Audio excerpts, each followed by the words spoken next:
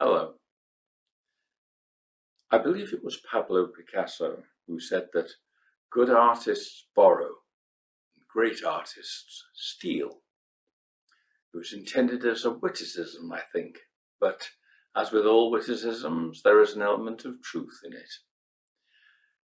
This next story of mine, which is number 11 in the series, I believe, is all about theft and revenge, and it's called Unfinished Business.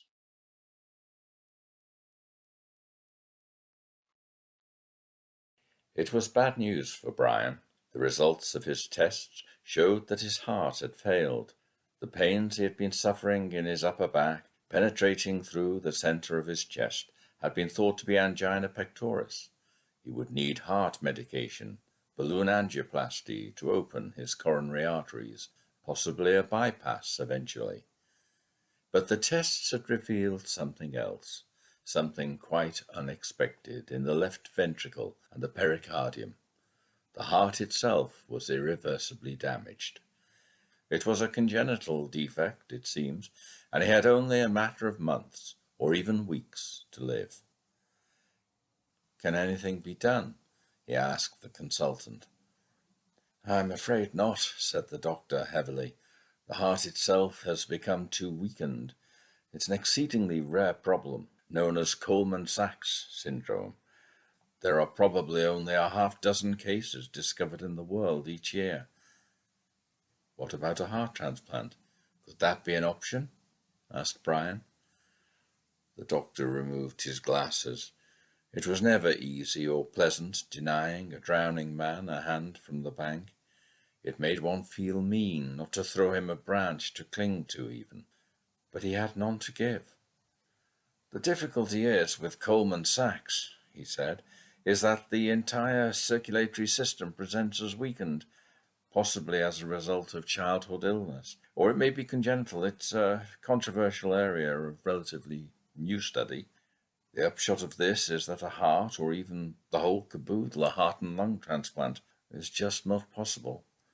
It's a most unfortunate condition, and I can only offer my sincerest sympathy for giving you such awful news." Brian sat in his chair with a sense of stunned inertia. He could not form the words to organize his thoughts into questions. It was a lot to take in. He mumbled something to this effect. Yes, it is," said Dr. Phillips. "Very difficult." "What should I do?" Dr. Phillips considered. "Do you have any family?" "None alive, no, not close," he said. "You live alone, then?" "Yes, I have an apartment in Westminster Close." "I see. It's a nice part of town." He thought hard. "I'm going to give you a prescription for a beta blocker," he said at last, "to help depress your system, take the load off it. Also morphia to help depress the symptoms. You may find it helps lift your mood somewhat also. Apart from this, you should inform your employers and friends, and make sure your neighbors are aware of your condition. You need to do this." "I should settle my affairs then." The doctor looked at him in grave apology. "Yes," he said, in a manner of speaking. Brian looked tired, still in shock from the news he had received. At last he said, "How long do I have, exactly?" "Well, it's hard to say. It may be months," said Dr. Phillips. "It is difficult to put a precise time on such a matter. There are a number of variables, and Coleman-Sachs is still something of an unknown. It's as well to be prepared for the unexpected, though." Brian looked at Dr. Phillips. His eyes narrowed in shrewd appraisal. Months. It was at the optimistic end of the spectrum, he suspected. It was more likely to be weeks. The words were still ringing in his ears, the finality of them, as he left the consultant's room in the hospital.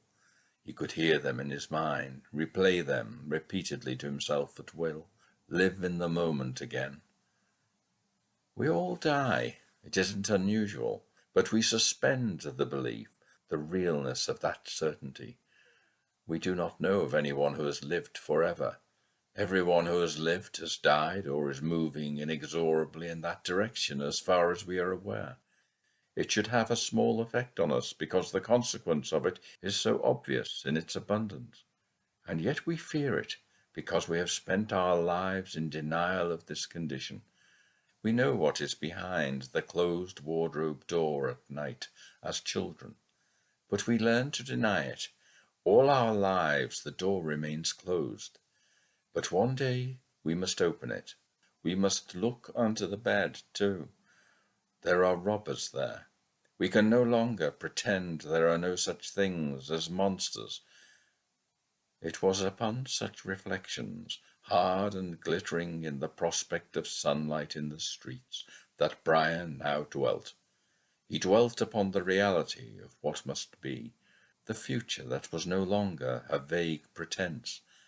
Now he knew what was beyond the door, and that he would pass the way everyone who has ever lived has passed. It was a stark and troubled day for Brian. He was 38 years old. His life was done, and it should have been more. It was inevitable that things undone would come to him, niggle him as he lay in bed that night, fitful, wondered if the morning would come, or if his sleep might be his last.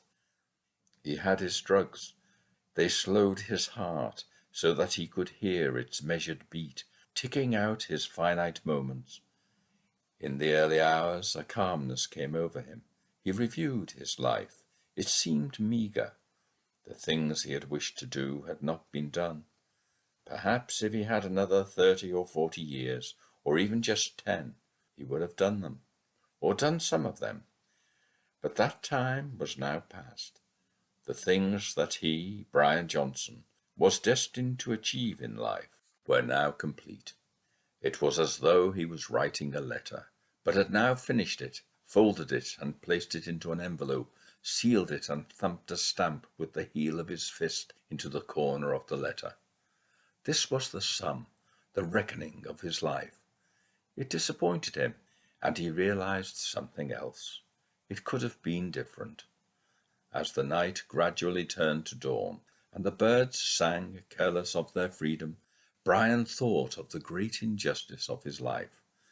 Of course there had been many disappointments and lost moments, but there was one which dwarfed all others. In truth, it was always with him, but he had learned to suppress it to a degree, to hold it in a part of his mind which had a door, which he could close and open at will.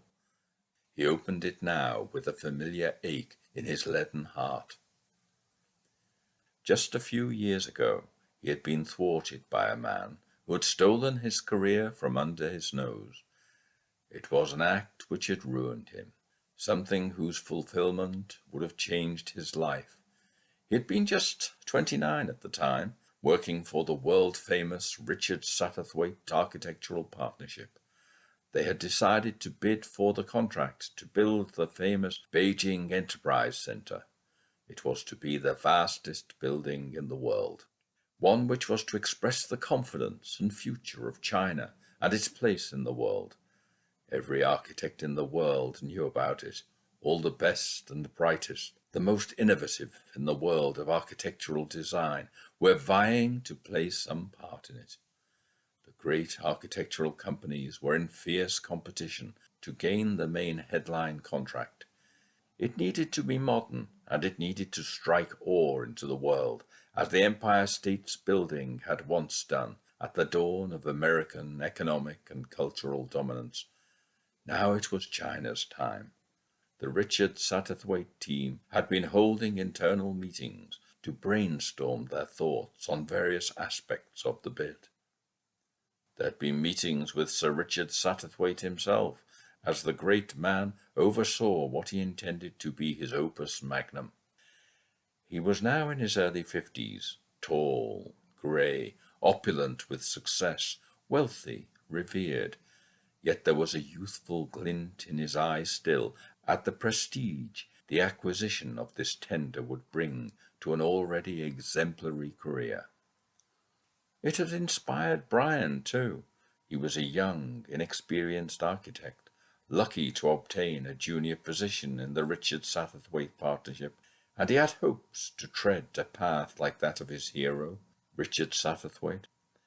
The Beijing Enterprise Centre was the stuff of his daydreams. One Saturday night, Brian had an idea. He sat down at his drawing table in his apartment. He had been inspired. He began sketching and then drawing, the neurons in his brain firing with a wild conceit. He had never been so inspired. It was 10 p.m. when he commenced his first tentative sketches, based on a notion of the grandeur of time and space encapsulated in the form of a building. And it was a Sunday morning at 11 a.m. when he stared, startled to the brilliance of a quiet exhilaration, at the plan which lay before him. A vast structure of glass and steel, a cathedral of light drawn in from the sky, embracing the universe without, sloping glass canopies, and a stretched clock 1/2 mile in diameter, curving the earth, driven by external balance wheels and cogs, meters across in tensile steel. On the hour, a section of the building turned a quarter of the sun. 500,000 people would find themselves facing a new dimension. A central pillar 3 miles high would be seen, he had calculated, from Shanghai. At a favourable astronomical moment, it would appear to form a bridge to the moon in apogee for just a few minutes. On the Monday morning, Brian had sought and obtained a private meeting with Richard Satterthwaite, and here he had presented the plan confidently to the great man. He spread out his papers upon the large table with trembling fingers, from nervousness and from the immense pride he felt in the genius he unfurled before his idol. Satterthwaite was quiet. Brian had been acutely nervous, but in an excited way, thrilled by his own audacity, showing the famous architect his plans. It was bold, but he was filled with a kind of breathless enthusiasm, the willingness of youth to risk it all. Satterthwaite watched, followed his explanations in cautious silence. He gave no hint of what his verdict might be as he watched. Every so often he punctuated Brian's pitch with a sudden question, with quick, darting eyes. Still there was no indication. After 40 minutes, Brian came to a stop. He was parched, his energy drained in his effort. He took a glass of water from the pitcher on a silver tray on the table, unbidden, quaffed it in its entirety. He was done. Finally, Satterthwaite had turned from the plans laid out before him on the large drawing table in the room, and looked at Brian, a brooding darkness in his eyes, and said, his voice terse, peculiarly hollow, "You've overreached yourself." Brian looked at the great man. The wind was taken from his sails. His stomach taut. "What do you mean?" he asked in a halting manner. "It won't work." Brian stared. He could think of nothing to say. Sir Richard continued. "Well, this is a fanciful idea. You haven't really thought it through. Some of the stresses on these lintels are frankly extraordinary. Have you calculated them? This building is as sound structurally and as well conceived as a pack of Chinese cards. Perhaps that is what you were going for." He let the insult hang there, breathless in its offence for a moment, and then said, "I asked you to look at heating and water systems, concepts embracing environmental technology, not to design an oversized car showroom." Brian could find no words. None would serve any purpose he could think of in the abjectness of his humiliation. Brian had walked from Satterthwaite's room minutes later, the smallest he had ever felt. Never had he been so utterly reduced from the heights of Parnassus to the 9th circle of hell. His face burned as he stumbled, blind from the great man's room, where he had had the temerity, the impertinence to venture, to present his view as though he were some titan of design rather than Brian Johnson, junior architect. He left his meagre plans behind him in his shock. Later he thought of them. He could imagine the imperious Satterthwaite screwing them up and dropping them contemptuously in the bin, or simply sweeping them from his table onto the floor with his long draftsman's square, disdaining to touch them. Perhaps he would tell Brian's immediate boss to get this rubbish out of here, compounding Brian's humiliation. Brian reddened in memory of this still, as he had many times over the years, but it was no longer the blush of shame he wore. It was something quite different, because of what had occurred next. No one mentioned the matter again, although he imagined his boss and some others giving him peculiar looks in the days and weeks that followed. Surely Satterthwaite must have spoken to them. He never dared look Satterthwaite in the eye again after this event. In fact, he had never spoken to him again. He did all in his power to avoid meeting him. Once, as he entered the building, he saw Satterthwaite waiting for the lift in the atrium, and he purposely turned off left towards the post room to give the lift time to depart with Satterthwaite. It would have been unbearable to ride up 7 floors, closeted with the disdain of the man, to relive the horror of his own folly. Perhaps he wouldn't even remember him. Brian would be just a vague memory, along with other unpleasant memories of having stood in something unpleasant in the street, for instance. In any case, Brian's immediate discomfort was brought to a sudden end when, some months later, his boss told him the firm was having to make cuts in staff, and he was going to have to let Brian go. It was an awkward meeting. He didn't mention it, of course, but Brian felt he had made the gravest of errors in his youthful enthusiasm in seeking a private interview with Satterthwaite to show him his plans a few months earlier. Brian left the firm in September that year. It wasn't so bad, he told himself. In some ways it was a relief to put the whole uncomfortable business behind him. It had knocked his confidence, though, and he ended up working for a house-building firm, designing houses, which was chiefly an attempt to maximize the number of rooms in a house at the expense of comfort by utilizing the minimum space possible, and to fit as many of these houses on an acre site as was feasible, even when it plainly wasn't. It had been a decent living these past 8 years, but his architect's soul had taken a serious hit, and the artist in him had never quite recovered. It had been on life support ever since, and now, well, the plug would, it seems, soon be pulled. The following year, when Brian had settled into the new job, he had heard the news that the Satterthwaite firm had won the Beijing contract. It was being spoken of as the largest architectural contract since the rebuilding of London in 1666. He simply turned away from the news, tried to avoid it. He was no longer part of it, but it was big news, and every magazine in the trade carried it. And then one day he saw the plan for the building, an artist's mock-up in Architecture Today. It was on the front page. Sir Richard Satterthwaite, the genius of our age. There was Satterthwaite, smiling in the glow of fame and fortune, and the building, his brainchild. It was, in almost all respects, the design he had shown Satterthwaite almost 1 year earlier.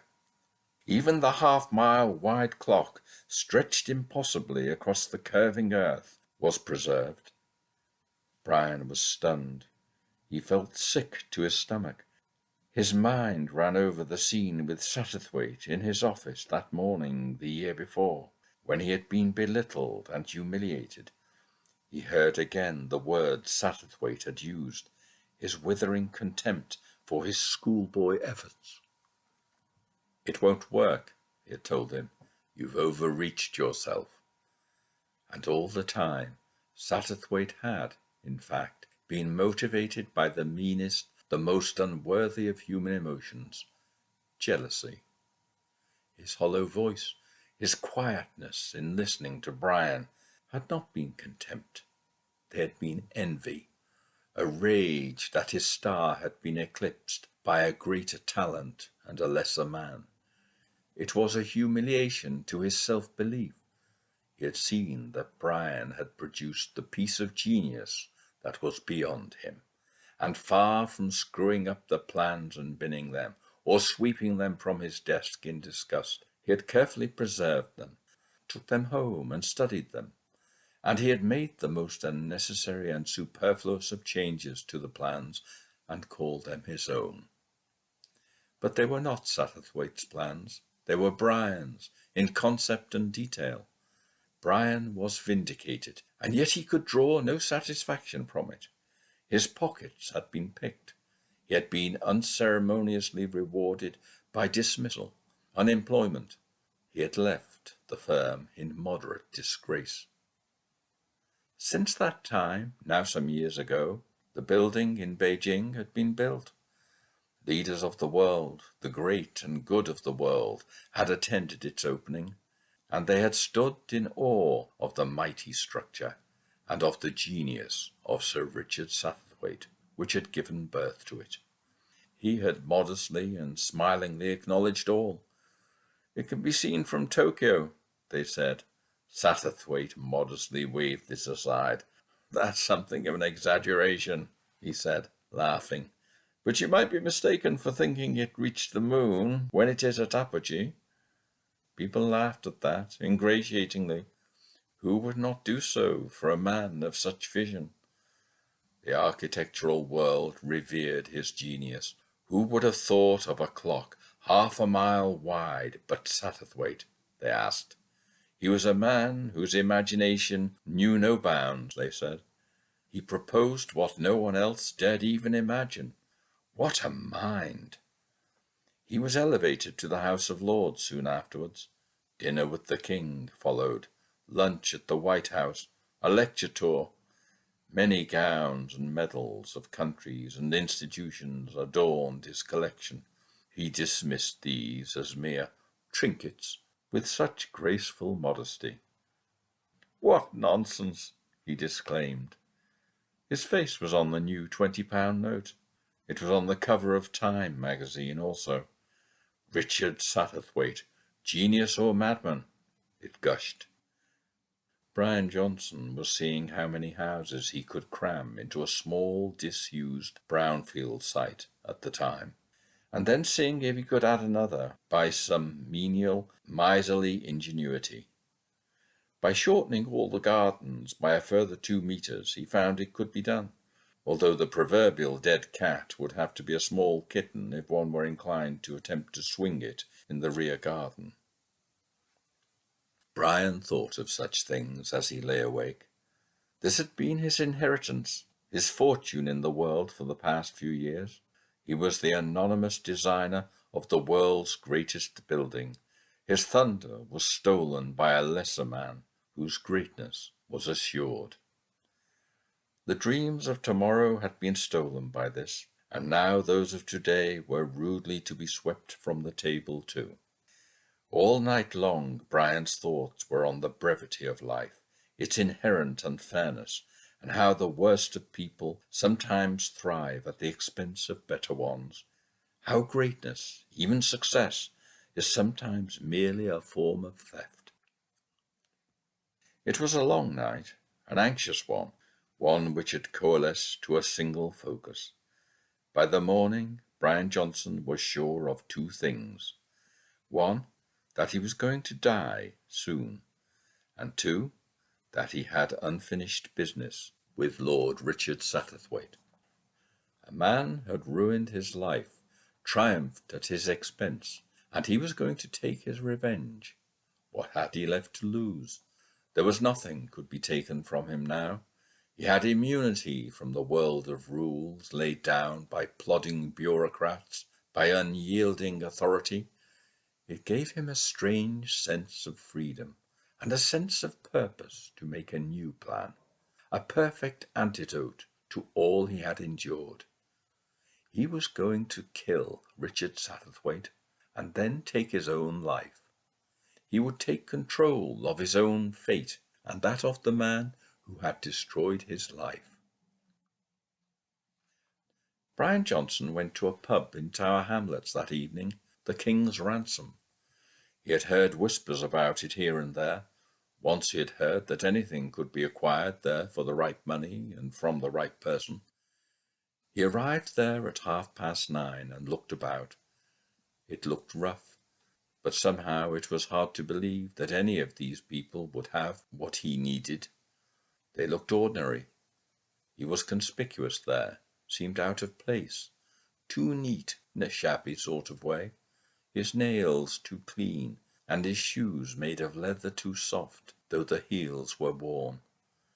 He was out of place, yet he needed to be here. He went to play a fruit machine, partly to blend in, partly to be seen, to be observed. He bought a drink and then another. At last a shifty-looking character came and stood near him as he poured his money into the machine. The man was in his early 40s, had an improbable greying mullet hairstyle and heavy moustache and an earring. Brian managed to engage the man's attention by grinning at him and turning from the machine, covering the window of dials with his hand and forearm as it turned. "Got everything crossed this time," he said, grinning. "This machine is a poor payer," the man said, pint in hand. "Yes? Never seen it pay out any time I've been in here." "Is that right? Anyway, I'll need more change if I'm going to carry on," said Brian, reviewing the remaining coins he had drawn from his pocket. He pulled his wallet out from his back pocket and opened it. It was filled with £20 notes. It was stuffed with them. His watcher saw it. "Planning a big night?" he inquired, making a careful appraisal of Brian. "This is for something else when I find the right man." Brian winked. He tapped his nose twice. "The right man?" the mullet-haired man inquired with interest. "Someone who can find me what I need," Brian said, looking the man in the eyes too long, deliberately. The man drew a breath, shifted his position a little. "There are such people who can lay their hands on most things," he said. "Is that so?" "There's a price for everything." "Where would I find such a person?" inquired Brian. "Well, now, that depends on what it is you're looking for," said the man. "All right," said Brian. "Supposing I needed, say, a gun, for instance." He lowered his voice here. The man looked about him. "Like I said, anything can be got for the right price," he said, lowering his own. "What is the right price?" The man thought and then said, £700 for a handgun." Brian gave the appearance of thinking. Then he said, "All in good working order and loaded?" "Sure," said the man. "Let's talk somewhere more private," said Brian. Brian sat in his living room and examined the revolver he had taken possession of 2 days later. It looked to be in good condition to his untutored eye. Placed it at the back of the bottom drawer in his bedroom, behind some bedclothes, and went out. He had already obtained the address of Lord Richard Satterthwaite in Cavendish Square, and wanted to look over the lie of the land. Cavendish Square looked busy at lunchtime. It would be less so at night. He walked directly from the tube to the square and carefully noted the door and the steps leading to it. Then he walked back to the tube station and returned to his apartment, satisfied. In the afternoon he went out to an off-licence and bought a bottle of Remy Martin VSOP brandy. He deserved it. and he decided he would need it too. It would be the last one he ever bought. The evening came, darkness descended, and street lamps and shop windows and lights from open doorways lit the city. Brian was tired. He wished only that his illness would not forestall him, or frustrate his determination in some way, precipitating his ambition. He needed to be strong.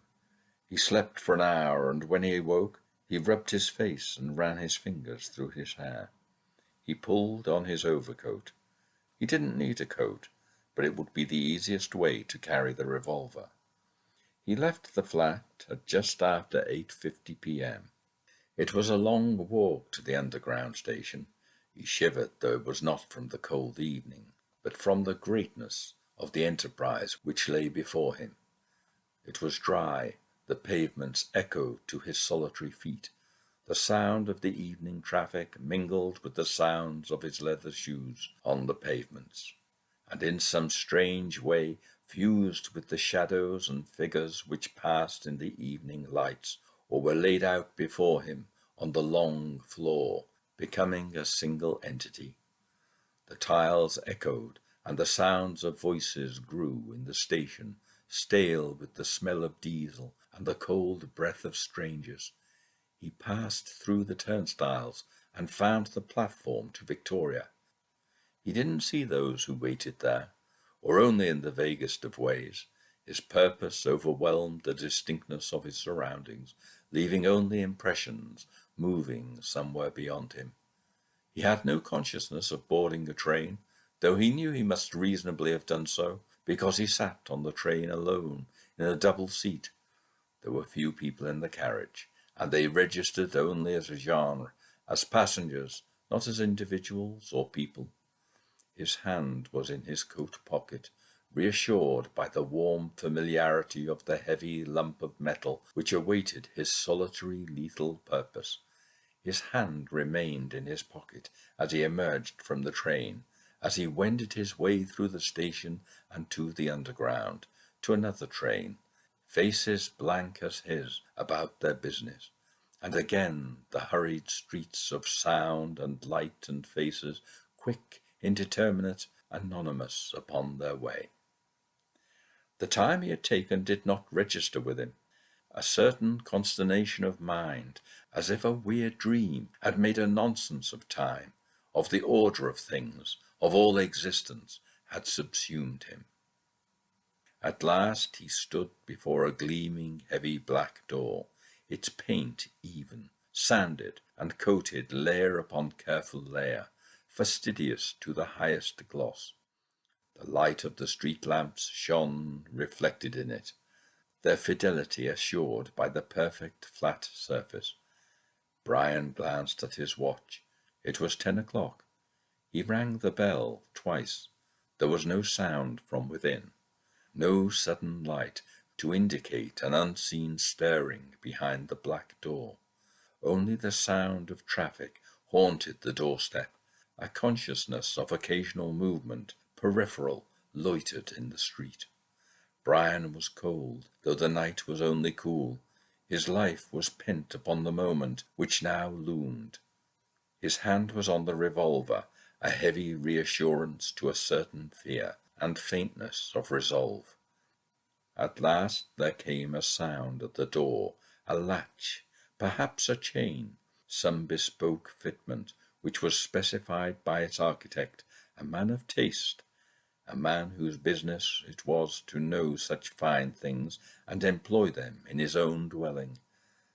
Perhaps the same fittings might be found in some distant land, on the Beijing Enterprise Centre building even. The door opened. In the rectangle of light a man stood, peering into the unfamiliar darkness, a query to a shape. Brian stood, uncertain, looking him in the eye. He waited for recognition to light his eyes. "Hello," he said. "Yes," said Satterthwaite, unable yet to find him amongst the luminaries catalogued in his brain. And then he did. The slightest movement of being startled betrayed him. and it was followed swiftly by a sudden, imperceptible alarm. "What do you want?" inquired Satterthwaite. Brian smiled now, on a well-trodden path. "Justice," he says. "I don't know what you mean. Perhaps you have the wrong address." "Oh, it's the right address," says Brian, placing his right foot quietly, carefully against the door to prevent its sudden closure. "Well, what is it?" There is uncertainty, fear in Satterthwaite now. A dialogue has been opened, must follow a certain course. It must have an outcome which is as yet unknown. "Do you know me?" inquires Brian. "Know you? No." Brian smiles. He sees the recognition in Satterthwaite, his mind returning to his office years ago. "It won't work. Oversized shopping mall," says Brian, a prompt to memory. "I would like you to leave," says Satterthwaite. "Oh, I'm going," says Brian, easily. All the humiliation of the years since that fateful day in Satterthwaite's office seemed to have been lifted. Both men are in that office again, and they are once again unequal. They had been unequal then, years before, but only Satterthwaite had known it. He had choked the talent he envied then by using his superior position to crush the man who had conceived that which he could not. And he had stolen, like a thief, the thunder of the world awaiting him, by dint of the smallest mind. He is not a genius or a madman. He has the credit of neither. He is a thief. "We both know what you did," says Brian. He is still smiling, but his smile bears no sign of amusement in it. It is malevolent. "I'm afraid I have no idea what you are talking about," lies Satterthwaite. He holds his gaze too long. Brian can read the lie which is blinding in his eyes. Brian laughs with a soft menace. Satterthwaite tries to close the door, leaning into it, but Brian's foot is secure upon it. The door bends with pressure at its outward edge, but it is resolutely jammed. He nods slightly. "You see, I have worked out the mathematics of the stresses on the door," says Brian. "It is a question of leverage, rather like a cantilever. You should know this as an architect. A number of features of the Beijing Enterprise Centre incorporate the cantilever principle. If you study the plans for my design carefully, you will see." "Remove your foot from my door," Satterthwaite commands. Brian's foot remains lodged at the base of the door, but as if by dint of this command, he removes his hand from his pocket. The dull black metal is in his hand, fixed upon his quarry in the doorway. Fear is in his eyes, and Satterthwaite is frightened. It brings an unsolicited moment of pity sweeping over Brian. It is the pity of his own humiliation, his own defeat and ruin, that moves him to this emotion. A curious, unhelpful empathy. The remembrance of how he is hidden in the post-room, unable to bear to ride in the lift with a man whose greatness had been increased by his own humiliation and rejection. This wrong now coming to its perpetrator's aid. "You stole something from me," he says. Satterthwaite looks at the gun and shakes his head rapidly. He knows. "Your idea wouldn't work. I may have used elements of what was a crude, very crude, idea and made them work." Brian's eyes harden. "You are a liar and a thief," he says quietly. Satterthwaite looks at the gun again. He regains something of his own shrewd, deceitful self-confidence. It is the practice of bluff. "No," he says. Now he holds Brian's eyes fixed upon him as a superior again. He seems to relax a little at this accusatory insult. He senses Brian's inertia, advances a slight smile, as though he is on familiar grounds, dealing with an inferior again. Well, I haven't time to spend discussing such purely speculative matters with you or anyone else on my doorstep, he says, easy now with faint contempt. I'm a busy man. Brian stands his ground, uncertain. His heart is hammering within. No, you're not, says Brian. Yet no movement follows. Satterthwaite sees this, looks again at the gun. His smile remains, now hardened to a desperate bluff. He has spent a lifetime bluffing others, playing the great man, the man of vision, who dares where others shrink away. He bluffs now. If you are unhappy with something, see a solicitor. Mine will be happy to deal with any grievances you may feel you have suffered as a junior employee at the firm. It is an error, his final error, fatal because it breaks the impasse. It gives Brian the motivation he has been seeking, the motivation to act upon some insult, to take that final, irrevocable step. He pulls the trigger slowly, feels it travel to the point at which the chamber begins to turn, arriving suddenly at a rush of action. There is a loud explosion. It splits the air in the street, divides the future from its past, echoes smoke and cordite, explosive amongst the marble mansions of the square. The fake palisades of the ancient world are unmoved, stand resolute like mausoleums. Satterthwaite looks stunned as he crumples, folds in the doorway. His last look of shock. He is dead upon the threshold, the surprise frozen in his staring eyes. Brian stands there in momentary paralysis, stunned by the realization of an ambition. A restitution has been made in SW1 this evening. And then he moves. He thrusts the gun into his right pocket, turns, and swift upon the worn steps descends. A glance back at the figure lying recumbent in the doorway, dead. Across the street he goes, and along the white houses, the neighbours of the great and good, those who hail each other occasionally, the successful, satisfied with their lot, their place in the world. Brian returns to his home, fugitive, one who is anonymous still, as the author of this crime and as the architect of the greatest building in the world. He reflects on these twin contiguous ironies upon his way. He also reflects that by the time they will be after him, he himself will be dead. If the police should catch him first, he has 3 bullets left, where 1 will suffice. It will be a matter of his choice to go. His business with the world is almost done. In his apartment he sits in his favourite armchair, besides which is a table on which there is a revolver and the bottle of Remy Martin and a glass. He pours a glass and inhales the spirit as he does so, the age of casks and old wine brought to this occasion, a celebration, a final fling of pleasure, and Dutch courage also, because it takes immense courage to place a live round in a revolver and point it to one's head and slowly pull the trigger, hearing its mechanism act upon it and the chamber turn, that will bring a certainty to the end of the universe.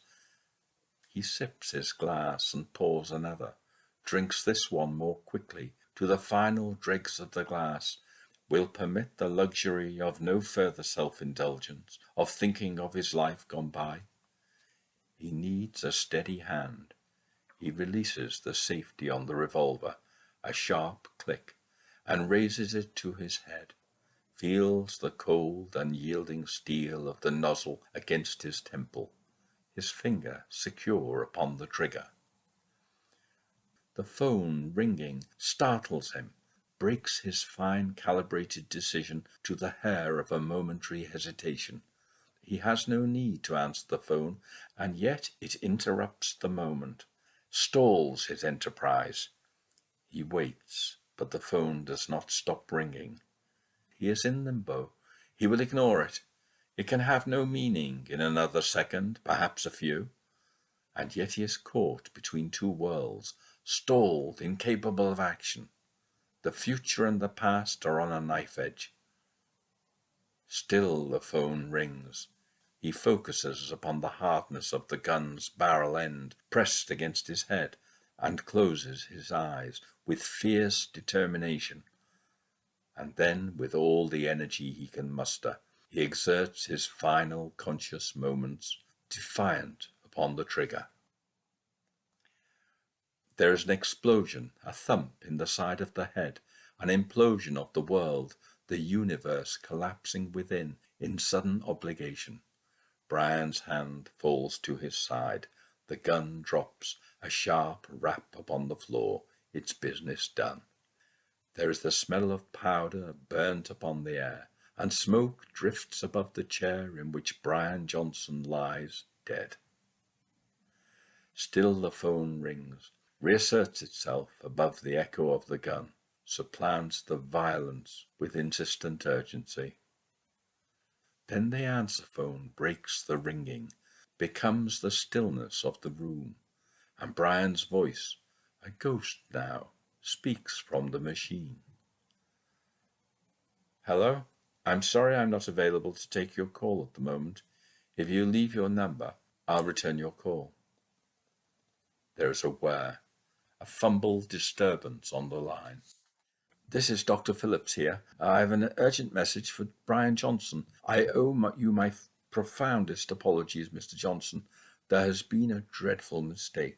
The results of the heart tests were not yours at all. Your results show an anomaly typical of angina pectoris. But gosh, there are no indications, none whatever, that this is at a dangerous stage. It is eminently treatable with drugs. These days there are a great many options, which I am happy to say are susceptible to appropriate treatment. I can't tell you how delighted I am to tell you this, but you can expect to live a long and normal life. Please call me the moment you get this message, and I'll explain it all to you. The line went dead. But Brian was not listening. He could not hear. He sat quite still, his head lolled to one side, a neat hole in the temple from which a dark fluid, treacle and gleaming, trailed down his face and gathered upon his shirt. His right hand, deprived of the revolver, inches below it upon the floor, hung over the arm of the chair, the fingers twitching slightly as the last nervous impulses of life were spent.